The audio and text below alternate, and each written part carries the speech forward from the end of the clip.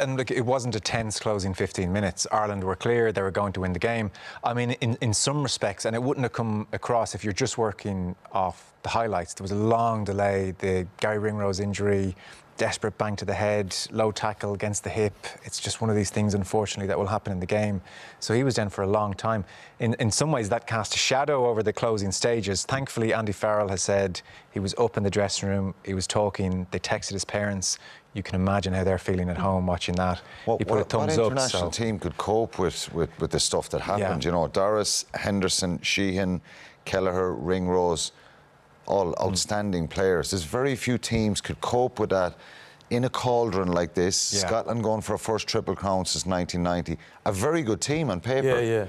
It's incredibly impressive, Joe. And with that as well, just you would think the last few minutes of the game that Scotland were going to come up on the pitch, but it just shows you what character Ireland have. They kept the foot down and were down to get that bonus point, trying hard. We'd be wrong not to mention Johnny Sexton's conversions to wide out, on touch lines, straight over the black dot. The man, you know, you very rarely see him give any emotion after a kick, and he was giving it. He knew how important it was. Chasing O'Gara down as well. He's got it right. I would love to see the text Roger sends him. That is a relief on Ringrose, because it was a horrible few moments. It doesn't come across in the highlights, but it's great that he's open talking. Yeah, it was. And for any of the players that are injured, I think in particular that one with you know, the nature of the injury, and it's worrying when it happens you know, Andy Farrell said he was in contact with his parents. He gives the thumbs up at the end. So it's going to be tough for him now, 6-day turnaround for all the squad,